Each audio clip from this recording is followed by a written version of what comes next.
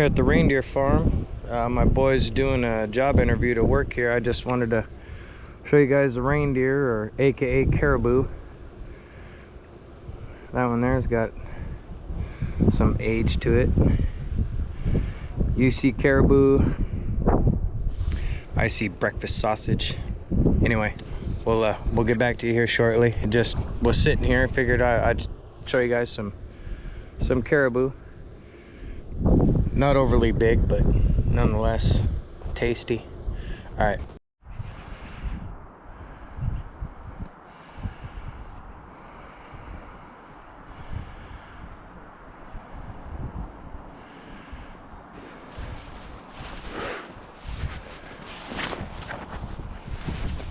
A little after sunrise here at the Matanuska River.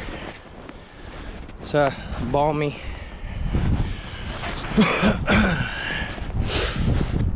It's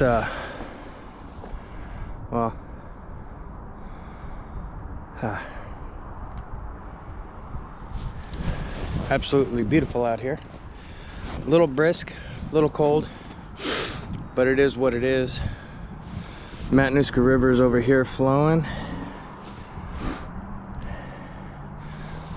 Don't have a zoom, but there's some people way down over there. Looks like they're playing by the water. Whew, it's a little chilly. Fred, Alaska, thanks for joining me. What I wanted to share with you today, excuse me, comes from Russell. Russell Bradshaw. He doesn't live in this state. He allowed me to use his name, just not his home state. So last year he was up, they came up August 20th. He was coming to visit some gosh, beautiful morning. My eyes are tearing up from the cold wind, and I just got out of the rig. So anyway, he came up to visit with some friends, lifelong friends. Well, his buddy wanted to go hunting, and he, Russell's not a hunter. He has firearms for self-defense and whatnot, but he's not a hunter. So he went along with, they went out Denali, Alphabets, where a lot of people go caribou hunting. So instead of going with his buddies back into the Alphabets, he stayed in a rental RV right along the Denali highway. So his adventure started. They got to Cantwell, they fueled up, grabbed little nitinoid supplies and whatnot, and Russell's friend and his buddies went on about their way. They made plans. They're going to meet up in Glen Allen on the opposite side of the Denali, and X amount of days, whatever. Sat phones were involved and all that. So Russell parks not far from the McLaren River, where he could find a spot, because it was getting crowded that time of year. So Russell's thing was jogging, and he loves running. And Russell's talking to him. He's a very intelligent guy. He has a 10mm Glock and a fanny pack that he takes with him jogging everywhere. Licensed in his home state and all that. So he was more worried about the two-footed bandits downstates and not necessarily the big hairy ones up here. So anyway, he had a Glock, and he would go jogging every morning, and every morning he would push himself to go a mile more. And so where he was at, he was jogging towards Paxson from the McLaren and make it as far until he knew his limits and turn around and come back. And he would come back, eat, snack, do whatever, hang out with fellow visitors and some locals, and just talk about the beauty surrounding him. So he was a couple days from having to start heading to Glen Allen to meet up with his friends. So he decided, I'm gonna see how far I can go. And so this particular morning he left just as the sun was starting to crest, and he's about 2 miles from where his RV was parked.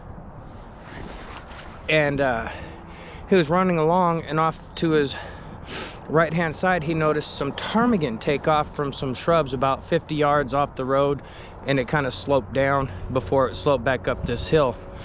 And so he kind of glances over and kind of stops because the sun was hitting them in such a way that it was just beautiful. So he was soaking it in. And so these ptarmigan fly off, and they're kind of, ptarmigan when they're spooked, they'll fly away real fast, and then they'll flutter and find more shrubs to land into and go and squirrel away. So he was watching them do that. Now, on either side of the road, you have alder and willow shrubs that they look like bushes in pictures, but like I told you before, they could be 6, 8, 10 foot tall or more. And he was, you know, there was some of that on the sides of the road. So he was coming into a thicker part of it. And just as he was coming up on this part, he said it's where, he doesn't know specifically, but the road kind of drops down and does a little bit of an S curve. And as he was doing so, as he was jogging along, out of the corner of his eye, same side of the road as he just saw the ptarmigan flying, he notices something very, very dark. And it was about 70 yards away at the time. And he figured, oh, black bear chasing ptarmigan, sweet, Alaska at its finest. So he slows down his jogging to minimize noise and gets to a vantage point there where the road kind of drops and curves off to the left, so he could watch what's unfolding in nature. Well, as he's standing there watching, a truck pulls up behind him, and he meets this guy named Trevor. Trevor was in a red Ford. I've reached out to Trevor. I haven't heard back from him.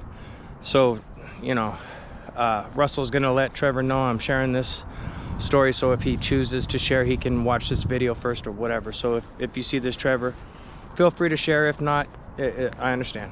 So Trevor stops and says, hey, everything okay? And Russell's like, yeah, I saw a black bear, you know, spooking some ptarmigan. And Trevor was like, oh yeah, you'll see a lot of that, whatever. Have a brief discussion. And you know, Trevor says, well, beware, the black bears can, you know, be pretty aggressive if they didn't get enough to eat. Russell assured him, I got a 10mm Glock, I could dispatch a black bear if need be.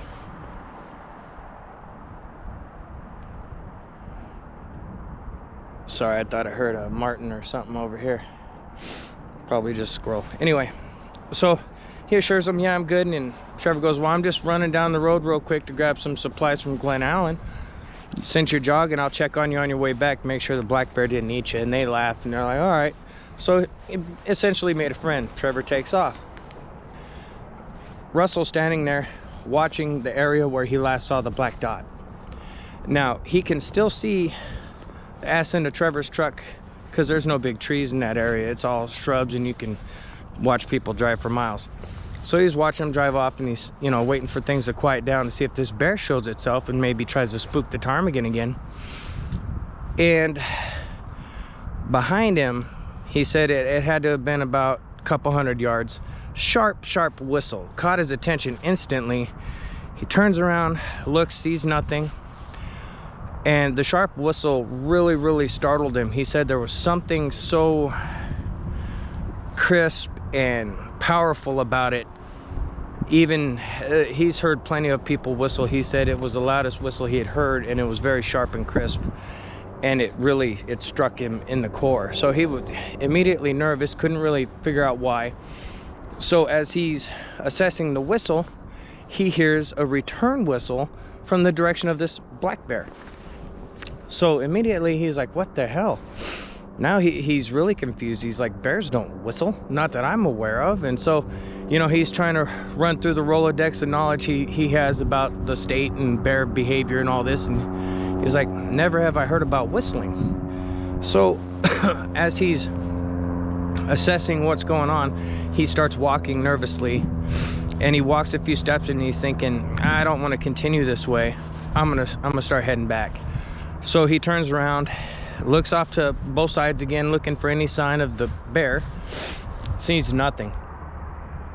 Starts jogging, nervously jogging, and you know, there's no traffic. Everyone is either out in the bush hunting, or they're at their campsite still. Trevor was the only person he saw outside of like 1 or 2 when he initially started jogging, but they were going the other way towards Cantwell side. So he starts nervously jogging along, and he said every 20 feet or so he would stop and kind of, still jogging, but stop the full-on jog to kind of look side to side, because he felt like he was being watched, felt like he was being followed. So he gets about another 150 feet down the road, and when he reaches a certain point, there had been a little bit of washout on the side of the road, and there was a culvert there, so he stopped because it was a little more open, and the shrubs were a lot less dense, and it was mainly tundra on either side. And so he stopped and kind of squatted down on the culvert, trying to see why he was feeling like he was being followed. Now, as he's looking back the direction he came, behind him, he hears the sharp whistle again. He immediately whips around. Directly in front of him, he said approximately maybe 100 feet where the shrubs got taller again, he saw a big black silhouette looking right at him. Now the sun is coming up behind him at this point, and he can see like a dark auburn colored hair on this creature.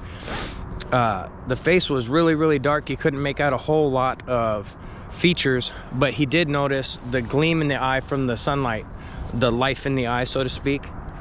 And so, man, it's pretty chilly out here.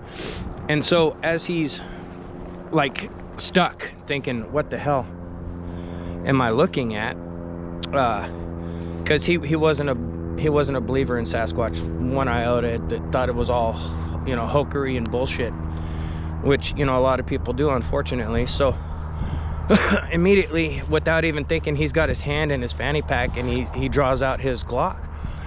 And as he's standing there with his Glock and kind of assessing the situation, hears a sharp, crisp whistle from behind him, opposite side of the road. Whips around, looks, doesn't see nothing but a little bit of movement behind the shrubs, and it's coming to parallel him. So immediately he runs out to the middle of the road. He's looking around, assessing the situation, and he pops some rounds in the air, 3 real fast. Pop, pop, pop. The one that was staring at him about 100 feet away was no longer there when he got done shooting after he turned around. And so he started hauling ass. Lifelong runner. He said he wasn't a track star, but he was definitely motivated to be moving that morning. So he's hauling ass down the road as fast as he can. He's running with the pistol in his hand, and he can hear off to his left hand side, the one he saw, he could hear it in the brush following him. And each time he heard it, the terror built within him, he said, and he kept running harder and harder and harder, and he felt like his heart was going to come out of his chest. He said a couple times he had stumbled over himself, kind of tripped and fell, had to jump back up to continue running. When it happened twice, he stood up, turned around, and was just standing there trying to catch his breath, because he said he was about to pass out. And as he was doing so, he saw movement in the brush, and he shot a couple high rounds above the brush, hoping to scare this thing off, because it was following him. And he didn't know what was going on behind him off to his right, but he heard movement on that side of the road. And so he's thoroughly freaked out. Takes off running again, and he hears the noise of a vehicle. And as he hears this noise of the vehicle, he starts slowing down, thinking, okay, I'm gonna get a ride, get over to my RV. And so he's running along and hears this noise of the vehicle. Seems like forever, so he just keeps running, and he's like, gosh, where is this vehicle at? Because up there, anyone's been there, you can hear vehicles coming for miles. So essentially, he's running, listening, looking around, not seeing nothing. And he reaches a certain point, he's just overexhausted. He has to sit down. So he sits down in the middle of the road where it's relatively clear on both sides of the road. And he's just sitting there trying to catch his breath. He's got his Glock in his hand still. And he had pulled out his extra mag and had it in his other hand. He said he was thoroughly freaked out. He was just soaking wet with sweat. He said the sweat wasn't necessarily from the exertion, it was from the fear. And as he was sitting there, here comes this red Ford truck. And so immediately he jumps up and he's waving both hands, and Trevor is there. He slows down, and he was like, thank God you're back. I'm being followed. there's this thing, I think it's a Bigfoot. And Trevor giggled initially and was like, well, we got bears out here. I don't know about Bigfoot. So he tells him what was going on. Trevor goes, well, we'll get in the truck. So Russell runs around, hops in the truck, secures this Glock, puts it away, and was telling him what was going on. And they're just sitting in the road. No one was around at the time. Most of the campers were still miles up the road a little ways. So as he's telling Trevor what was going on and what had happened and the whistling and all that, sharp whistle happens off to their left hand side. They both turn and look out the driver's side window, and there's this thing standing up, silhouetted in the brush. It was not a bear. There was no mistaking. They both saw it clearly. Same description, auburn, reddish hair, real dark. Couldn't tell the face because it was obscured because of silhouetting and the sun coming up and shadows of the willow alders and stuff. And so they skirted out of there. Trevor said he had forgotten his wallet and had to turn around by Summit Lake or whatever lake it was, and that's the only reason he came back when he did. Otherwise, Russell would have had a handful of miles to deal with running from this thing, and he didn't know what its intentions were. And you know, it's only speculation, but there was two of them, and it seemed like they were hunting him. His words, not mine. But I want to thank Russell for sharing. Be safe out there when you're jogging, buddy. And Trevor, if you watch this, feel free to let me know what you remember of the incident and all that. And here, let me show you. I think I've shown you guys this view many times before, or at least a few times. Matanuska River, Lazy Mountain back over here, sun coming up, Pioneer Peak over yonder. Y'all have a good one, and we'll catch you on the next one. I got some hiking through this deep snow to do.